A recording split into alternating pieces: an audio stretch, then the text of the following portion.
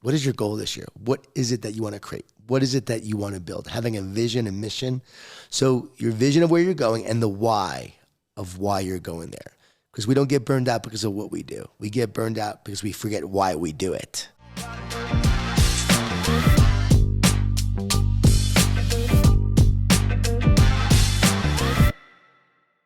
Hey guys, on today's episode with Jon and Kathryn Gordon, you're going to learn so much, but I want to give you an introduction to who they are. Jon is the author of 28 books, including 15 bestsellers and 5 children's books. His books include the timeless classics of The Energy Bus, which has sold over 3 million copies, The Carpenter, which was a top 5 business book of the year, Training Camp, The Power of Positive Leadership, and The Power of a Positive Team. Jon's latest book, The One Truth, has been called profound, revolutionary, and life-changing. Jon and his tips have been featured in the Today Show, CNN, CNBC, and the Golf Channel, Fox and Friends, and numerous magazines and newspapers. His wife, Kathryn, is a mother, a businesswoman, real estate investor, movie producer, and best-selling author of Relationship Grit.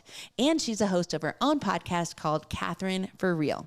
Her story is woven with the imperfections, struggles, and joys of motherhood and marriage. So today, you're going to hear from both of them together. What a gift.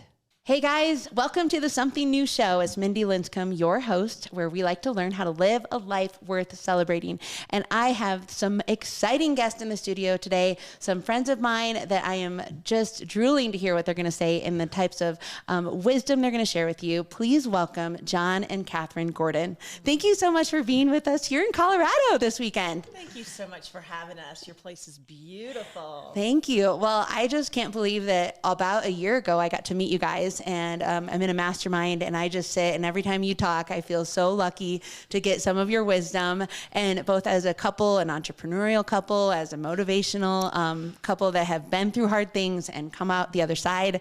So I just want to say today, let's go there. Let's talk about some of those hard things. One of the most recent books you guys wrote was about relational grit. So if we could start there, I'd love to hear the story of how that book came to be. Mm-hmm.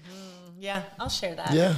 Yeah. So the book Relationship Grit came about because I found myself running into women, in particularly some men, that were having issues in their relationship. And although the issues were different, the theme was always the same.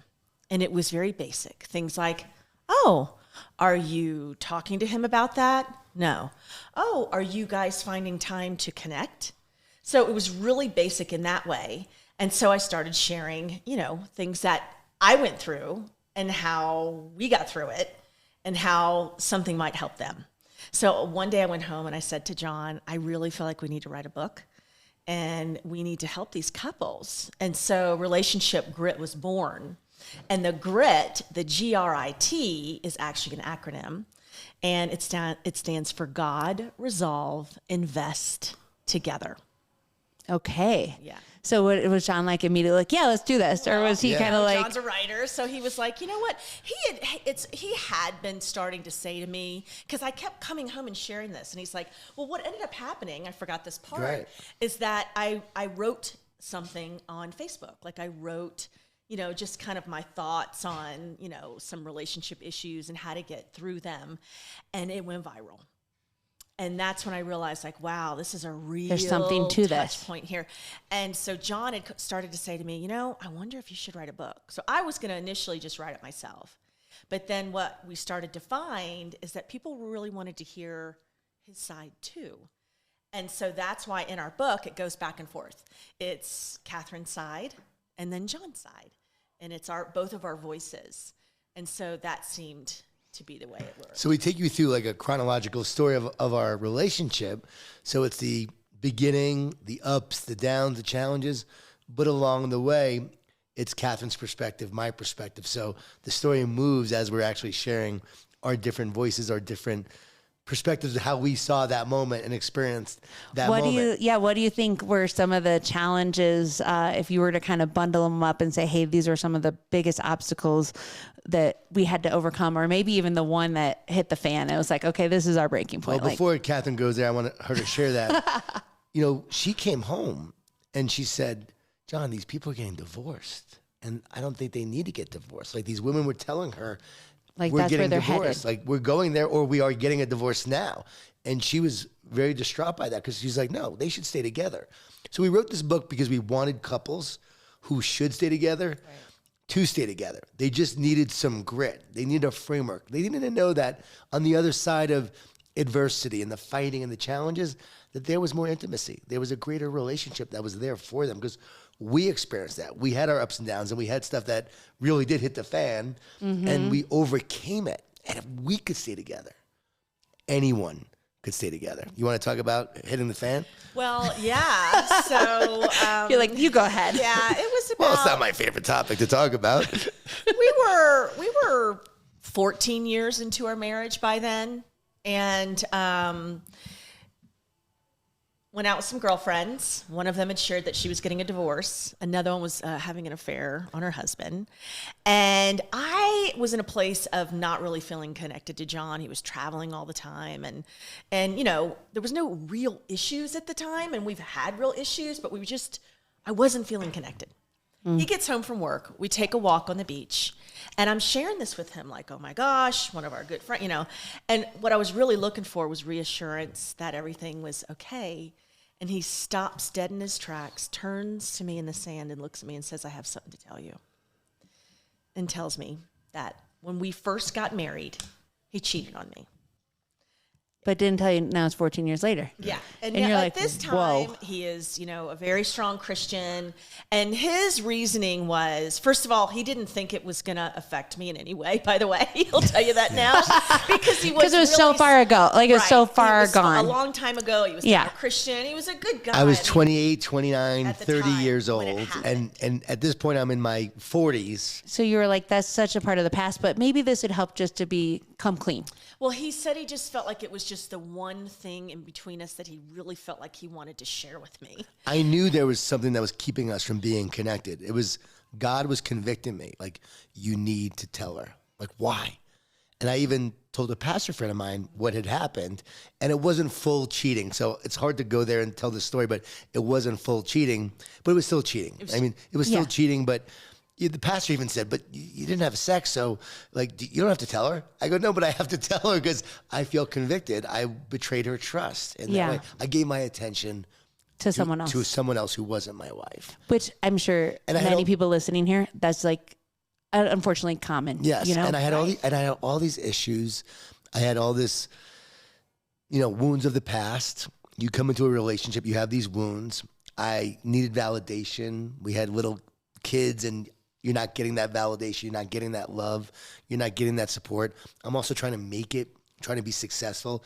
So I have a lot of issues that I wrote about even in The One Truth, where I was feeling very separate, very divided. No excuse, but I had my issues, and I was looking for something to try to fill this hole in my soul, and it wasn't from my wife.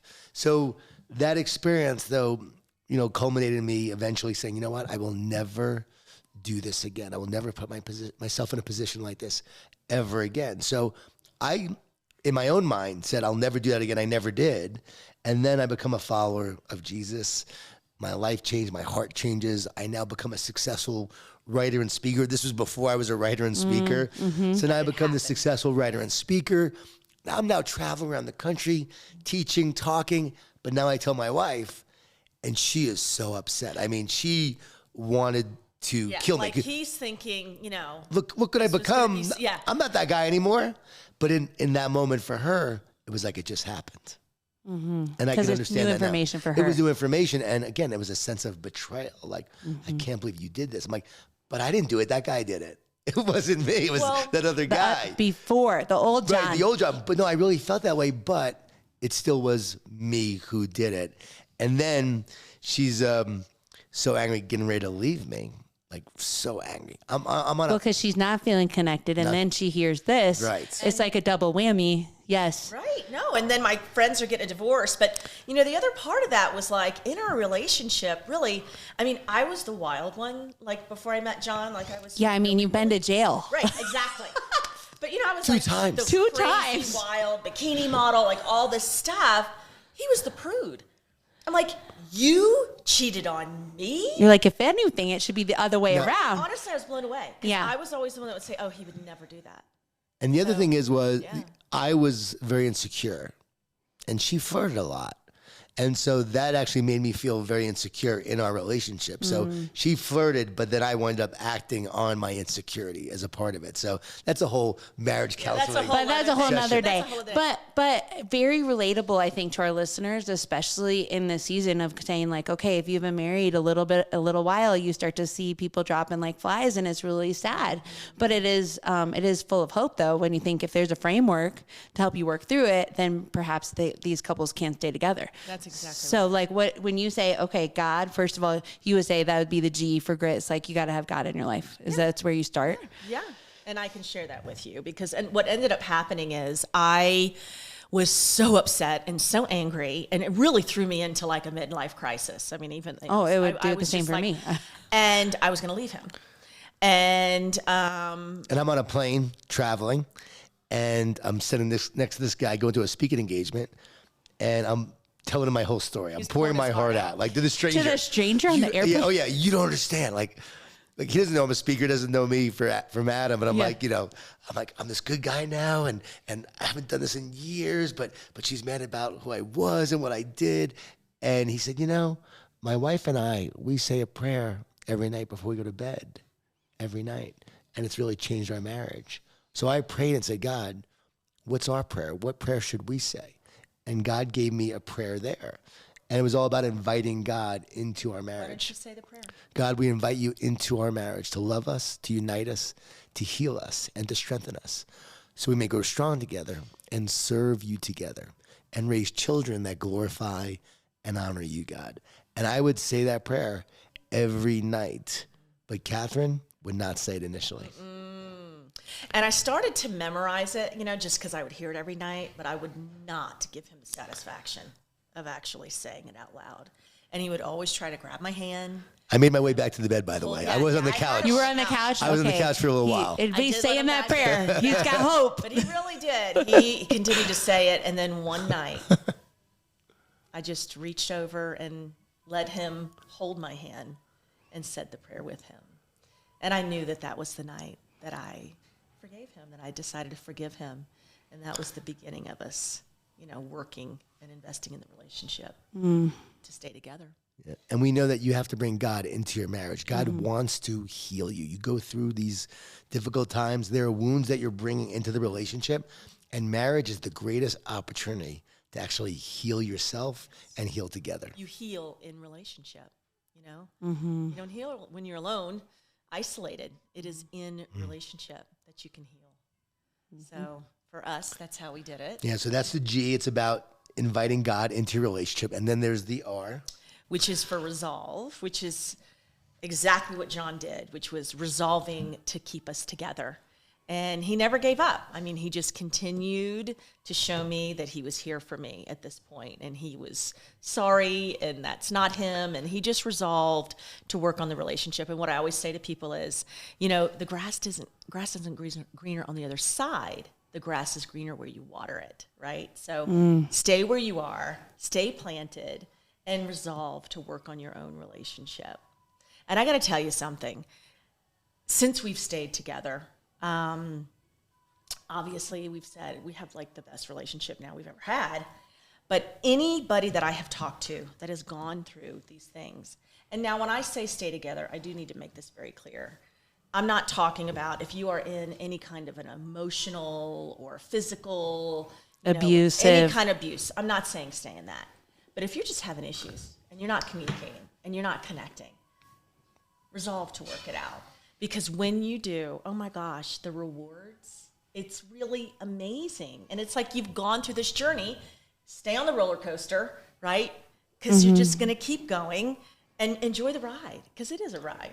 It is. Yeah. And you got to be stubborn. You got to be resilient. You got to say, we are staying together no matter what. Like, it's not an option to give up. It's not an option to walk away. Because there were many moments we wanted to walk away. There were many fights we had along the way that we wanted to walk away, where she hated me. And there were days that I didn't like her very much. Well, and it's like you're both kind of strong personalities. Yeah. So I could see that being a little stubborn sometimes, But then you make that stubbornness a good thing by saying we're going to be stubborn together. Like, we just can't quit because we can't give up. We don't want to fail. So let's make it work. So that's where resolve comes in.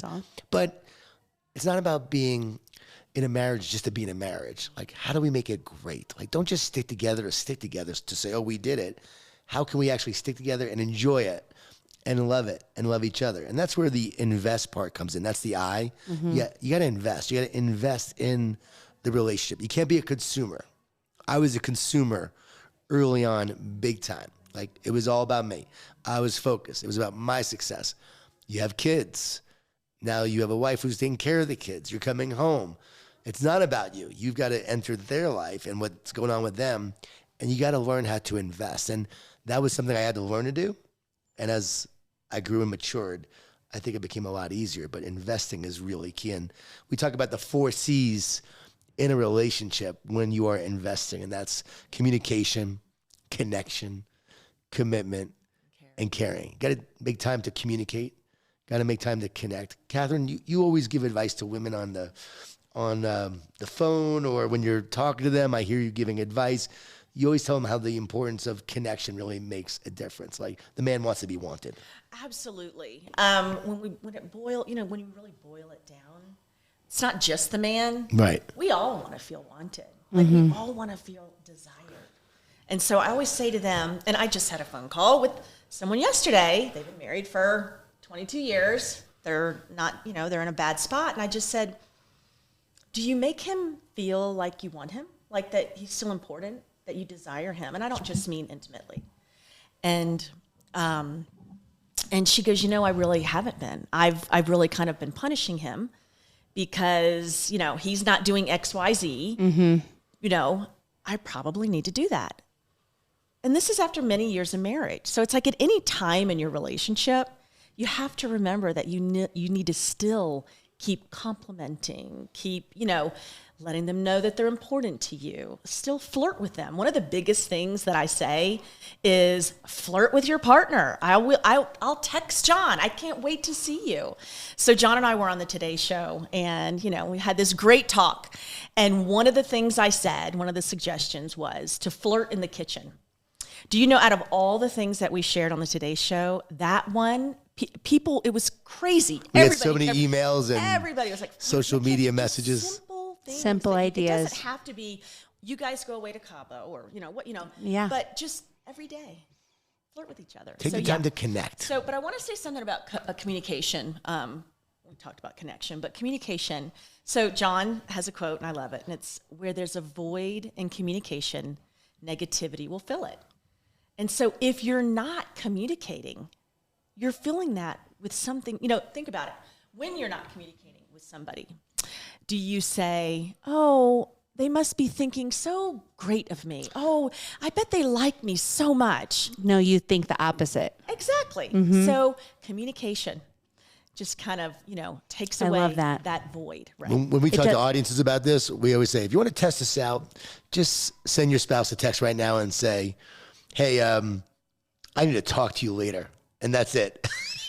And see what they assume. Yeah, see what the response is. See what they assume. Yeah, see what the response is. It's not going to be good. Well, and it's funny because even in my coaching, what I would say to people is give people a headline before you say I need a meeting so that they know, hey, I can relax a little bit. So just say, hey, I'd love to have a meeting about such and such, so that there's a little headline. So there's not a lot of angst leading up to that meeting. So it's kind of like what you're saying. Yes. Otherwise, their negativity, if any boss says to their team, hey, I need to have a meeting. Are you available tomorrow at 11? It's like they could be spending the next 24 hours going through all the possible negative things that you want to have a meeting about. Yeah. So I'm always like, as a leader, you need to say, I'd love to have a meeting tomorrow about, ticket sales or whatever it may be. And so that we can just avoid, and it's to your point, I didn't even think of saying it that way, but it's the same thought. It's like, avoid negativity assumptions. That's such great advice. That's a great idea. Yeah, that's such great advice. I know. I love that. I'm going to take that from you. Okay. Yeah, start, having a header. You have to have a headline whenever you ask for a meeting. Love that. Love that for leadership. I like that. Also,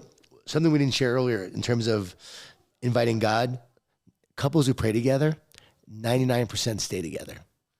So when you pray together, that makes such a difference. Church, it's 50% couples who go to church together. Now, that's not saying church is not important. Of course it's important. Of course, right. But it's not the factor. No, it's actually the Spirit. it's the prayer. It's uniting and connecting. You are praying together. You are spirit. Your spouse is spirit. God is spirit. You're becoming one spirit together. And that one spirit unites and connects. And that's where healing takes place.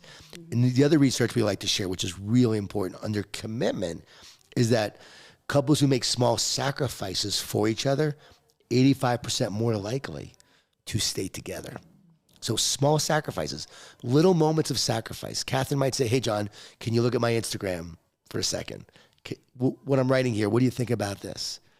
I might show her my video and say, do you like this video? Can you take out the trash for me right now? Can you do those dishes in the sink real quick because I have to get into this meeting? Little moments of small sacrifices make a difference. And that's small investments. Yeah, that's a big part of commitment. Today, Kathryn came home. I was doing a meeting today, and she basically came home and brought me something to eat. Heat it up for me. Put it together. Put the fork there. And it was so great. That little sacrifice, though, made me feel great, made me feel like she loved me, and also made a big difference in terms of what I was going to do next for my day. Yeah. Well, and I think it's just the person, if you do have two stubborn people in a relationship, the person that just makes that first move can hopefully break the ice, right? So it's like, sometimes it's our pride that gets in the way. We're like, I'm gonna wait for them to make the first move, But I think what you're saying is like, somebody's got to give. If you want this to work, you resolve to make it work, you got to say, okay, let me make some small moves towards that, and hopefully it can break the ice. Yeah, I have a story I want to share about that. In the middle of us raising our children, I guess my kids were about 8 and 10. You know how crazy it is. You're in it to win it, probably, right? Your kids are around that same age. And so Jon was traveling all the time. And I was in a spot where I wasn't really feeling great about myself, because I wasn't looking out for myself a lot. I was too busy. And Jon had walked into the kitchen. I'm standing in the kitchen. I have my nightgown out on. My hair's disheveled. The kids are late for the bus. I mean, it's just crazy. And he walks in the door with this suit on. And he looked so handsome. And Mindy, I wanted to cut him down. Because I didn't feel good about myself. And I wanted to say something really mean. And I caught myself. And something just said, compliment him. And it was hard, right? Oh, yeah. It's really hard to me. But I did. I looked at him and I said, you look so handsome right now. You just better watch yourself at the airport. But honestly, all of a sudden he just got this look on his face and this big, childish smile. And it just made him feel so good. And I thought, oh my gosh. That was so easy, right? Yes. And so I started doing it more. And it is like a muscle, because the more I did it, the easier it was, and the better I felt too.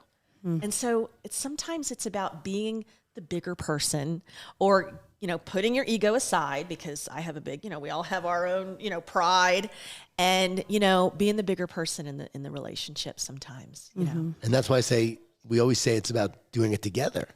And that's You're a team. So the T in grit is together. And team. You're on the same team. You're not different teams. Too many marriages and relationships, you literally feel like you're on separate teams. And so you're not looking out for the other person. You're focusing on yourself. But when you're now looking out for each other, you realize there's an ebb and flow. There are more moments where maybe I'm giving more. And then other times there's more moments where she's giving more. There's going to be this ebb and flow where it's not ever going to be equal. Someone will be giving more than the other. And you got to recognize that. And you got to say there's an ebb and flow. Now, it can't always be that way. If it's like that, where one person is always giving more, the other is always taking more, that's the issue. But if there's an ebb and flow, it's understanding that, okay, right now we're in a season where I'm having to sacrifice more and do more and give more. But you are in the same team ultimately. But we're in the same team. Yeah. So when I do that, when we focus on me gets better, and then we gets better as a result of that. So we, not me, is essential, and being on the same team. And don't compete, because when you're competing, you both lose. Yeah. I love that. I love that so much. Well, and remember when we were in our last mastermind together, somebody said, I always think that if I won, then guess who lost? That's right. Then your spouse loses. And do you really want that? Right. That was profound when I heard that. Yeah, me too. I love that too. It stood out. Yeah. You know who that was who said that? Tim Tebow. Tim Tebow. That's right. We got to give him credit, We Tim. should give Tim some Tim, credit. we on love you, that. Tim. We love you, Tim. Yeah. That was It was a beautiful thing he said. So good. Yeah. I do want to share something else. Sorry, if you have something. You go, Kathryn. Well, because I don't think we talk about this enough, but I think this is a really great time to talk about it because we love Jesus and, we have that spiritual foundation. The other thing that we did was we had a covenant. Yeah. We decided to make a covenant with each other and with God. So after this thing that happened, season, yeah, with us, and we decided we were going to stay together, we made a covenant. And so, we kind of call it our no-cut zone. It's like we made a covenant. So we're together, and that's it. Right. And if you cheat, you're going to get struck down by lightning. Well, there's that too. Isn't that hilarious? Yeah, but so that was a really big deal for us too. Well, I love that. And it's so important. And it really doesn't, it's not a separate topic than your next book either, which is the oneness versus the separateness. So I'd love for you to talk about that briefly too, because I'm just whether it's you're on a team or you're a professional or you're married, you're trying to work on that team, that is so important. Could you just touch on the oneness versus separateness and why it's so important? Everything we are talking about in terms of relationship is really about connecting and about oneness. When you feel one and connected, you feel powerful. A team that's united and connected is a powerful team. A relationship that is united and connected is a powerful relationship. It's a healthy relationship. As you move towards separateness and division, you become a lot weaker. That team that's divided and separate is a very weak team. We know that relationships who are struggling and not feeling like they're together and very divisive, that relationship is going to crumble at some point and they're not going to be very strong. So the whole goal of life is to move towards connection and move away from separateness. But life is always trying to divide and always trying to separate. And there's always these forces that it seems that's conspiring to actually make you so you don't communicate, so you're too busy, so you're too stressed, so you don't focus on your relationship, so you don't make time, so you don't invest. You do all the things that actually go against relationship grit, and it winds up causing the relationship to suffer. So you got to be aware of that, knowing, okay, are we feeling separate? Are we feeling disconnected? Be aware of your relationship, where you are, and constantly try to move towards connection. Kathryn will say to me, I don't feel very connected to you. All right, let's go take a walk. And when you make those sacrifices, that also allows you to connect. If you're doing it from love, if you're doing it from obligation, that's not a good thing. And this applies to companies too. Oh, yeah. It's the same thing. Oh, everything. Well, I was thinking companies. about companies, sports teams, Yes. everybody. Well, all the sports teams I work with, He does. again, I work with a ton of sports teams, and I help these teams become better teams, more powerful teams by becoming more connected. They move away from jealousy and bitterness and envy, and they move towards wholeness and connection and sacrifice. And a team that's committed to each other, man, that team becomes a powerful team. I'm writing a new book about commitments of a team because you see those commitments play out and how that team becomes stronger. So oneness is everything in terms of power and health and wholeness. And companies, we see it all the time as well. When a company is going through, for instance, a change initiative or a layoff, what happens? People feel very separate and divided. They do not feel connected. You have management focused on themselves. Leadership is focused on themselves a lot of times if they're not communicating well. People then feel like they don't know what's going on. They feel uncertain. Fear comes in. They have a lot of anxiety. The root for the Greek word of anxious means to separate and divide. So in that anxiety, you feel more and more separate and divided. And now you can care less about the company. You are disengaged. You're looking for your next job and no one performs well. And now the company really suffers. So how can we create communication that allows the company to connect more, to connect and then commit more? These 4 C's apply to every relationship and every company and every organization as well. They're not only in relationship grit, they're also in his book, The Power Positive Team and The Power Positive Leadership, because they're so important. Well, I'm thinking parenting, absolutely. when you with raising your kids, Yes. keeping that communication Connect. strong, and so you feel connected. So when they're going through a hard time, who do they want to talk to? Such great advice, because we were just talking about this the other day, that Kathryn would always go into the kids' rooms at night and talk to them at night, and they always shared with her things they would never share any other time or any other way. And we're trying to fall asleep. We're like, okay, tell me now, even though we're ready. And all of a sudden they would now come up Once I would with turn the light out, my son especially would just open up. My daughter, a lot of times it was driving her to her athletic, her sports practices, but she was in the back seat. She couldn't look at me. So it was just easier to share. Finding that sweet And our spot. daughter said that was pivotal in her life, to always know that they can connect with mom and talk to So mom. as an And adult, you're still close to, that's so cool for us to watch, is how she's still so close to you today. Cause I'm like, that's the goal. Like I really want my kids to grow up and still want to be my friend, and She wants to hang out with us a lot. Almost I know too much. she actually Almost too DM'd me much. and she said, I heard my parents are coming. She was like, if I wasn't in Europe right now, I'd be joining you guys. I was like, well, that would be awesome. But maybe next time. we have a running joke, just the three of us, because we'll say we're going somewhere on vacation. She goes, great, can I come? Like, just the three of us. I love it. You're like, this time as mom and dad. Exactly. You enjoy I'm your. like, listen, I raised you. I want to hang out with your mom now. I love it.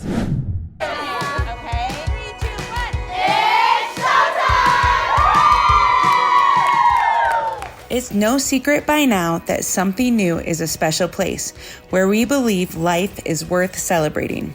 We come here every day to make sure people feel loved, welcomed, and brought into an experience of a lifetime.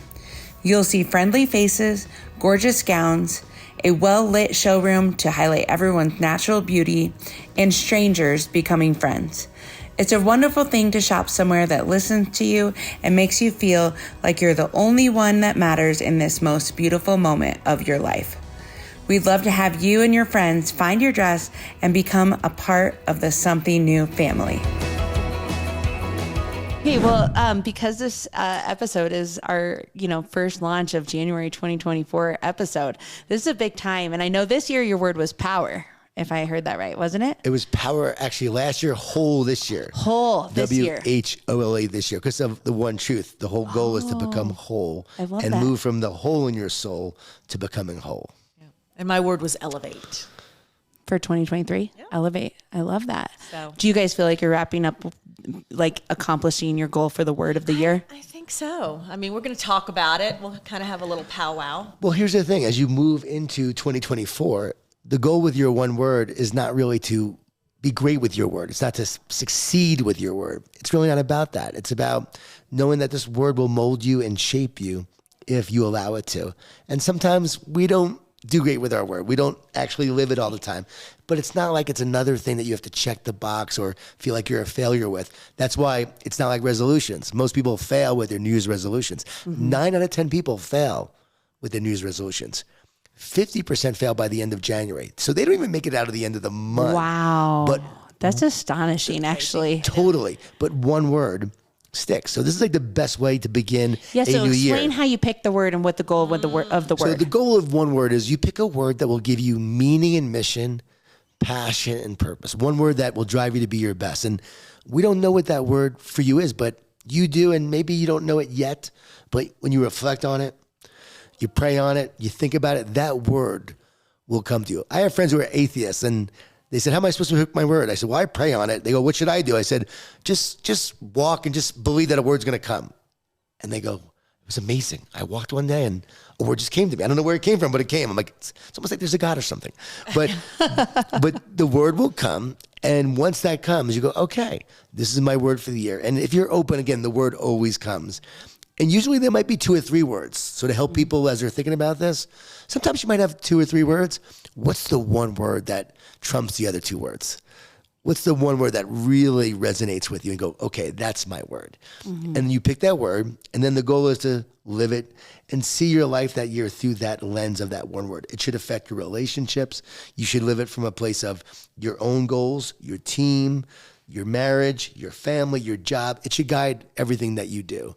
The word that I chose 2 years ago, power, was all about, okay, I want to have more power in my life. I want to live with more power. I don't know what my word is yet for 2024 because we're recording this right before New Year's, but it's usually going to come around Christmas, New Year's Eve. Sometimes it comes then, but when it does, I know it, and it always comes. I want to share something that we do too that'll, I think, be helpful, especially for people that have kids. But even if you don't, once you get your word, we always had a family meeting. So when my kids were growing up on Sundays, if we could do it, if there were, sports started to get in the way, but we'd go around and we would ask each other, how's your one word going? And just kind of talk about it or think about it. Or Like, how's it shaping your week or your things? So it just kind of kept us accountable, you know? So just something to think about, something to do. And I've had companies do this, sports teams do this, where everyone in the entire company will pick a word. And the CEO will ask everyone, what's your word and why? Some companies actually, Hendrick Auto had a one-word car with all the words of the employees on the car. And every day you come to work, you're now seeing those words on the car. School districts and schools, all the teachers picking their words and putting them up in the teacher lounge. And so you see all these words up there. So painting the rocks. Yeah, painting the rocks. But we love when families get together and do paintings of their words. Yeah. So, and we've done this year after year. We'll have like a New Year's get together and just have, you know, just a little thing. Canvas or something. Yeah, canvas or a piece of paper, whatever you want to do, and just paint your word on. I love it. Yeah. Put them up for the year. You see those words. It's a reminder. See it to over live and them. over. Yeah. Remind Do you have a yourself. word yet for you? I don't have a word for this year yet. Okay. So I'm going to be thinking about that. And I'll tell you in January when I see you guys. I'll be like, this is my word. Okay? Oh, yeah. I can't wait to You hear got to it. tell me your word too. Oh, I will. And Okay. I love hearing people's words. Like, it's so much fun to do this. And I do this in companies when I'm speaking at events. I'll ask people, what's your word for the year? And there's always usually about 10, 20 people in the audience who have done this. Maybe they follow me or get my newsletter, and they will pick their word. And it's really fun to hear their words and why they chose them. Mm-hmm. One more tip I just want to share for the new year. I want to hear, like, for a new year. A lot of people are beginning. Yeah, when you start a new year, what are some tips? So one is the word, but then the others. Well, we always talk about, vision and mission. Like, what is your goal this year? What is it that you want to create? What is it that you want to build? Having a vision and mission. So your vision of where you're going and the why of why you're going there. Because we don't get burned out because of what we do. We get burned out because we forget why we do it. So having that why, it helps you on the way. And then what obstacles get in the way when you have that why. So that's really essential first off when you first start the year. Like, okay, where am I going? Why am I going there? Now, the one word helps you each day to live it and breathe it because we often lose sight of our vision and our mission. So that's why the one word is so critical there. And then along the way, it's about staying positive. Like my favorite tip every year is to talk to yourself. Don't listen to yourself. So don't listen to all the negative thoughts. Don't listen to the fear. Don't listen to the doubt. Talk to yourself with words of encouragement, words of life. And the more you do, you walk in that power and that encouragement. And that allows you to move forward through all the challenges that you're facing. We know there's going to be challenges. Everyone's optimistic January 1st, but the challenges come your way. So staying positive and talking to yourself is essential to keep going. I love it. One of my favorite things you've ever spoke about is just how everybody could want to quit, but how do you not quit? And you just talk about the power of positive thinking, and just like you said, talking to yourself instead of, oh, I want to quit. This is hard. I mean, there's so many reasons why we could, and I could give you examples, but I'm just saying, I just love that image of talking to yourself and getting out of your head a little bit and saying, I don't want to quit. So what would be some advice you have for people in 2024 when they get past that January month and they want to quit something, whether that's a job or a sport that they're playing or a goal that they had? Let's just say it's a goal and they're like, I don't think I'm going to make it, a health goal or something. Your why and your purpose has to be greater than your challenges. So it's returning to that why. And that's why that's so important, because there are many moments you do want to quit. It's in relationship grit. Why are we staying together? Mm-hmm. Why are we sticking this out? Because you have the why. You're not going to allow whatever's going on to get in the way of your greater purpose, your greater mission, your greater focus. So that's essential too. But it's also about maintaining hope along the way. You just have to have hope that tomorrow will be better than today. You have to have optimistic views of the world. You have to really say, I believe if I keep on going, that tomorrow will be better than today. Even though I'm going through this circumstance, I'm going through this challenge, I know it's just a season, but there's also a reason, and that will help me grow. It'll help me get stronger, whatever I'm going through, if I just stay the course. Mm-hmm. And so grit is essential there for your individual life as well, like to have that grit that says, I'm going to keep on going. Grit is perseverance and a determination and desire to keep on going through adversity, setbacks, rejections, and failures along the way. It's like long-term goals as you keep on going. And I think too many people, they allow the circumstance to define them, but your vision must be greater than your circumstance. Your purpose must be greater than your challenges. Your desire to create a better you has to be greater than everything you're going through in that moment. And I think that's why it's so important to reflect, to think about, what do I want to create? What do I want to build? Where quitting is not an option. Now, if you hate your job and there's another job for you, then I say, okay, do quit, right? Quit quickly and pursue what you love. Because if you don't love it, you'll never be great at it. But if it's a short-term circumstance that's affecting you, stay the course. I love it. Was there anything else that you guys really wanted to share today before I bring out your favorite drinks? I think we covered it. You covered it. I also celebrate the wins. Remember the times that you succeeded. Because if you celebrate those times and the success you had, then you'll be looking forward to creating more success in the future. I'm actually creating a success journal because we love to have people create their success every night before they go to bed. Like you write your success down. The wins for the day. The wins. Yeah. And too often we focus on all the things that went wrong, the problems we had, the meetings that didn't go well, the people that upset us. We don't focus on that one thing that went right. And the key with the success journal is when you focus on what's going right, what happens? It starts to show up more in your life. Mm-hmm. What you look for, you find. What you focus on, you start to see more of. If you don't believe me, after you listen to this, or maybe you are listening while you're driving, look for blue cars right now.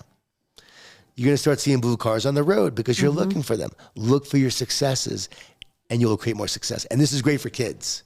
We did this with our kids when they were young growing up. We would ask them their success of the day before bed. So think about that. Every night they were going to bed a success. Every morning they were waking up a success. And so our success was being here with you today. Wow. What an honor, you guys. I love it. This is so special. Well, I'm also wanting to tell everybody where they can find more about you. So why don't you share that with us? Because I know you have a podcast, you have a bunch of books, you have a website. Where can they keep listening to more? Yeah, so I have a podcast called Kathryn for Real, and my Instagram is at Kathryn Gordon, and it's Kathryn Gordon. Mm-hmm. And what about you, John? Well, I just thought we were going to talk about your podcast, which is great. He's got a podcast, I have a podcast called Positive You. We're not competing, but okay. I have same team. We are the same team. I have Positive University is my podcast, and then also JonGordon.com, JON Gordon.com, Instagram at JON Gordon 11, Twitter, LinkedIn. You could just find me. Just Google me and you'll find my website. What's the 11 for? The 11 is because Jon Gordon was already taken. Is it a special number though? The 11 is a special number. See 1111 all the time. Mm-hmm. So in the energy bus, there's bus number 11. Mm-hmm. In training camp, Martin Jones, the main character, was number 11. So John might forget this, but it was actually my number when we met. That's not true. It is so true, and I told him all about it. Do you want to see us fight live, actually? This would be awesome. You're like, it's my... Yeah. No, you can have it. You can have the credit. Okay, it's a whole story. So people hopefully are gonna start to follow you like crazy after listening to this, and we're gonna have you sign our copy, our personal copy of The One Truth, because I'd like to have this shared, tagged, have people subscribe, send to their friends, and then we'll find a winner of this personal copy. Would be my honor. Does that sound good? I love it. Let's do it. I love it, and also the Relationship Grit. Yes, because that's another great book. Yes. So let's get your favorite drink out here. You guys like sparkling water? I heard. Sure. So pick a sparkling water flavor back there. And we're going to just cheers. You guys, it's been such a treat to have the Gordons. Not just one Gordon, but I feel like I 10x'd my Gordon power today by having two of you. Thank you. And so thanks for joining us on the Something New show. Cheers. So again, you guys, if you like this episode, make sure you like it, subscribe, tell your friends about it, and we'll be giving one lucky winner a copy of The One Truth. Until next time, we'll see you on the Something New show. Bye. Thanks for listening. Be sure to subscribe to the show, rate, review, and share with a friend. Also, follow The Something New Show on Instagram and Facebook. If you want a fuller experience, watch the show on YouTube to help you create a life worth celebrating.